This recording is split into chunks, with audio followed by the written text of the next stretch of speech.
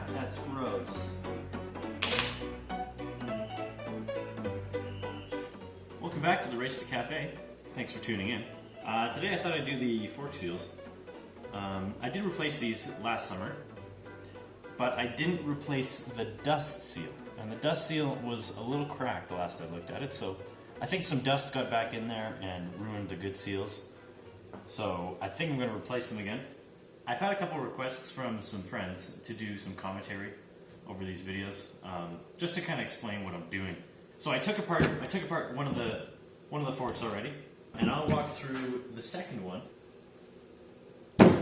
and kind of explain what I'm doing along the way. The biggest issue I think I had with these is the little snap ring on the inside that just sits down in here. Actually, here, I'll show you this one. So there's a little groove. I don't know if you can see it in there. There's a little groove right in there, that groove right there, that a snap ring sits inside. And it got really rusty over time. I don't think these ever actually got cleaned or anything in the last 40 years besides what I did last summer. So they got really rusty, and then this kind of welded itself to the side. So that's the really only difficult part about this. Ow. Ow. Okay, come on, man. Ow. Ow. Ow. Oh, no! Shoot! Other than that, it's pretty straightforward. There's a lot of oil that gets everywhere. This one was a bit of a pain. I had oil spilling all over my desk. I'm going to clean this place up. I'll probably show you the time lapse of this one first, and then we'll jump into the actual explanation one. Clean my desk, and then we'll get started.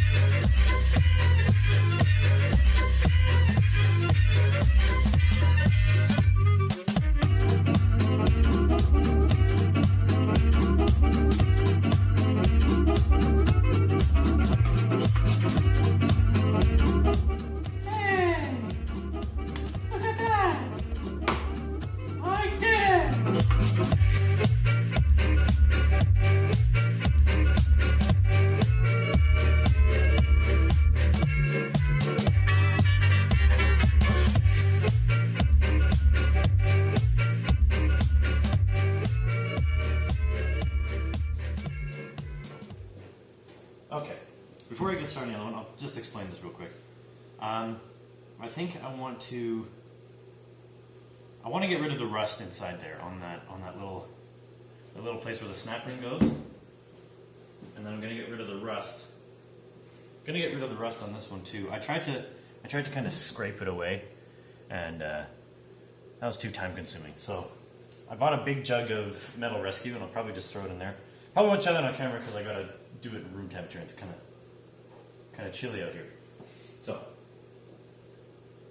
yeah, I think I'll be doing that off camera, but just so you know, that's what I'm going to be doing. Yeah, so there's rust in here, and I don't want it to build up. I want it to be easy next time I do this. So hopefully that'll fix some problems. Okay.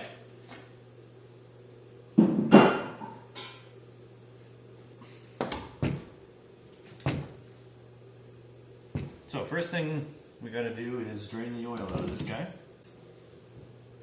Because there seems to be some weird little pockets inside these things, and oil just keeps coming out of them. Why is there still so much oil in this thing?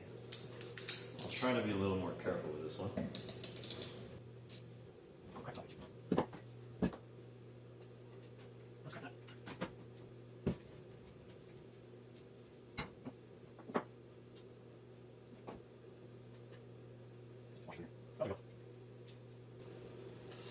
Now it's probably easier to do this kind of thing while it's on the bike.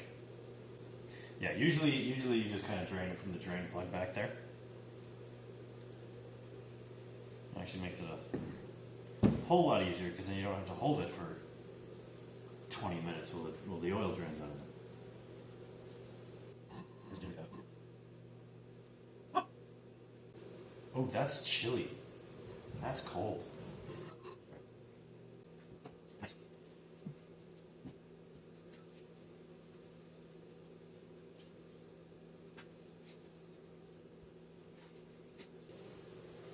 Okay, so next I think I'm going to take the seals out. There's a little, what I did on the last one, I took out the little Allen bolt out of the bottom first. It kind of holds in the whole fork. I'm going to take that out last, I think, just because it drains a lot of oil on dealing with this stuff.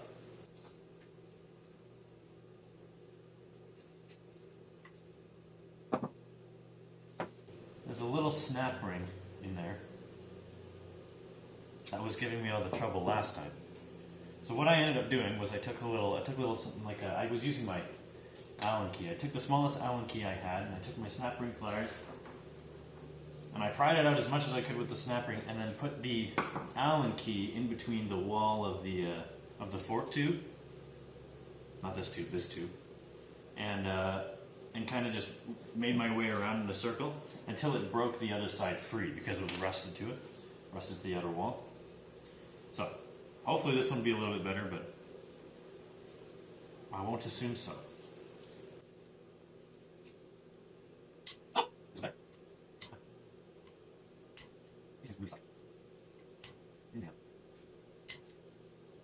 Well, this one's not rust welded, so there we go.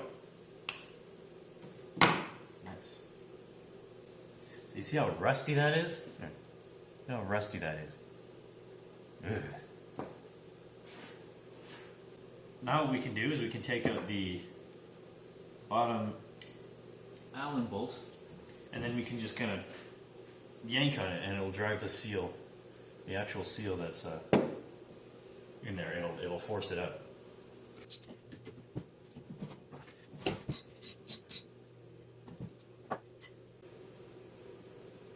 That oil's black.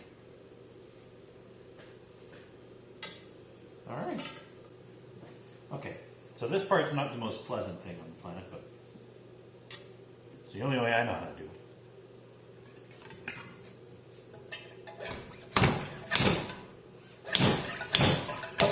There you go. And that's a lot of oil.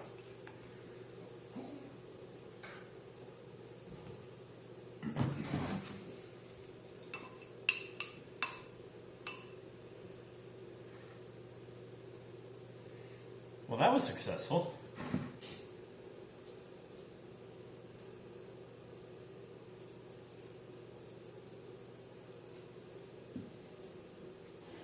And there is the old seal. It doesn't actually look that bad. Very dirty, so I'll replace it.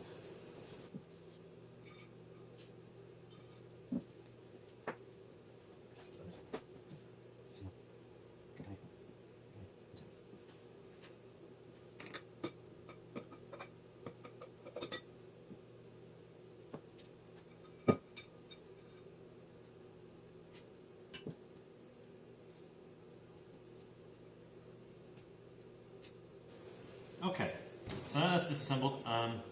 My plan is for these guys, I'm going to, well, first off I'm going to clean them really well. And then I'm going to, I think I'm going to paint them, probably matte black or something. First what I want to do is I want to get this rust out of the inside, so I'm going to just stick the head of them inside some metal rescue, and along with the snap rings, and then I'm going to paint them all, and then yeah, reassemble it. So I think I'm going to do that off camera, and we'll be back with the reassembly.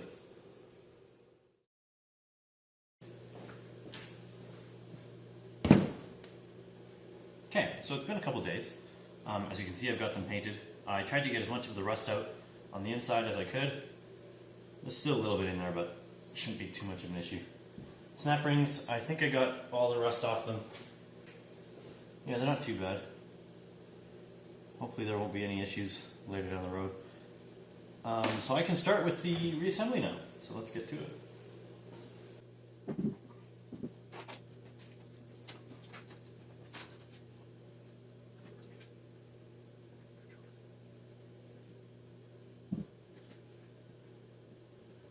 Alright, so it basically goes back together the same way it came apart. There's not too much to it, but I'll walk you through it. I'm going to move this, and we can get started. I recommend when you're taking it all apart, you kind of lay out the pieces in the order that they came out. Also, if you're doing something like this, it really helps to have a camera above as just like reference photos. I can tell you it got me into some tricky situations with the cards. So what we're going to do when it comes to the seals, I'm going to use the old seal because I don't have a driver. I'm going to use the old seal to drive in the new seal onto the actual, I don't know what that one's called, the other tube, the thicker tube. So yeah, it's always a good idea to hang onto your seal up until you've completely replaced it. Okay. I just like right here.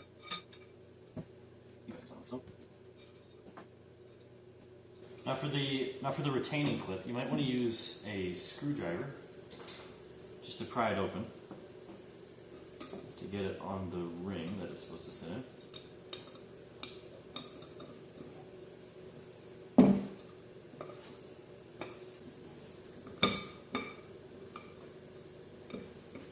Okay, so that's going to hold everything falling down that way. Okay, so this little guy sits right on the end of here, and I've heard it's recommended, I'm not really sure whether or not you have to do this, but I've heard it's recommended that you put just a little bit of grease around the end here. This is more or less just to hold it while you're putting it back on the bike, because you're holding it vertically at that point, but I'll do it anyway just in case. And that guy just slides right on. Because we're also going to be holding this and putting this into the other tube. So, okay, so now I need my new seal. Put that guy right there. I don't want to get dirty.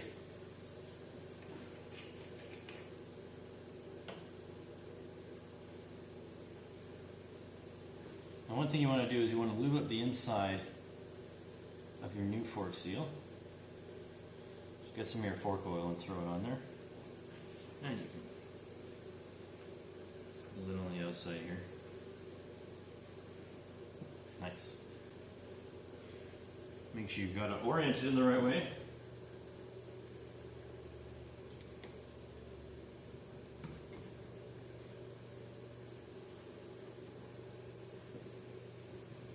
And slide down there. Very nice. Now, slide this down. Off of your tube. And then I'm ready. Now we'll leave it in place. Okay. So now we're going to take the old seal. We're going to throw it on the top here. So this is my old seal.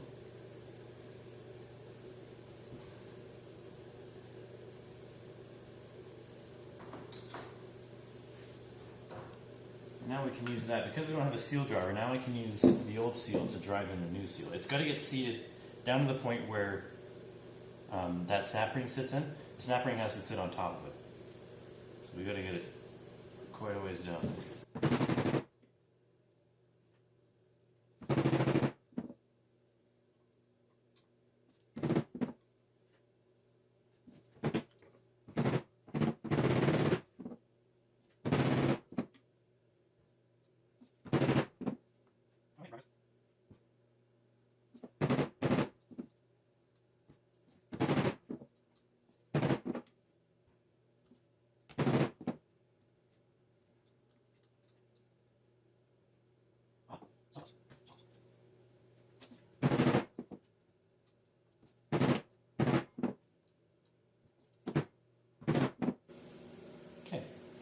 So I think that's far enough down.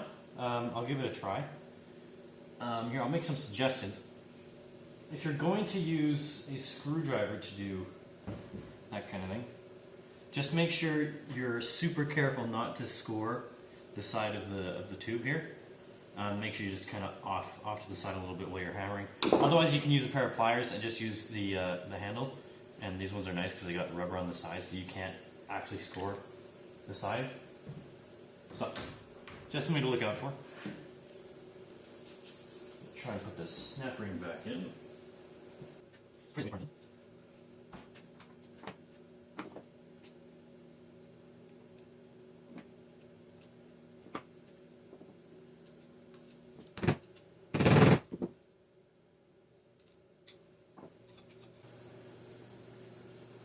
And we'll throw in the new dust seal.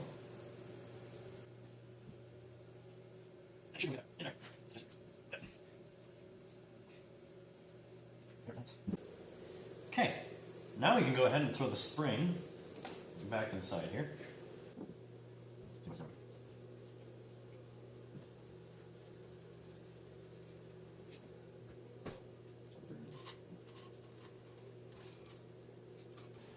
Now that you've got it all reassembled and you got your spring in there, you can go ahead and put your oil in. I'm going to be using 10 weight. I'm probably going to put in about 11 ounces. It depends on your bike. It'll say in your owner's manual how much you should use, but it also depends on how squishy you want the forks to feel when you're riding. So I don't know yet until I put the rest of the bike back together. So I'm just going to do 11 ounces for now, 10 weight, and I'll take it out later or add more if I need to once the bike's put back together.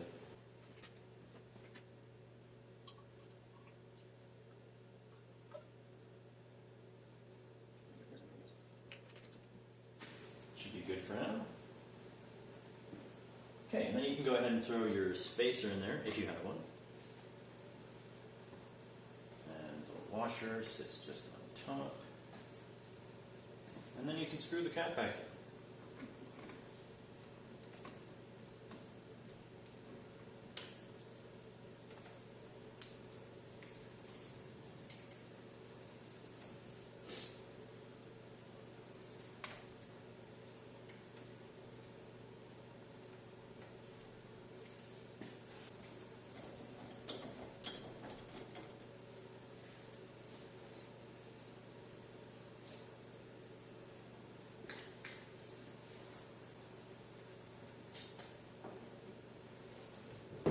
So, now it's just a matter of putting the other one back together.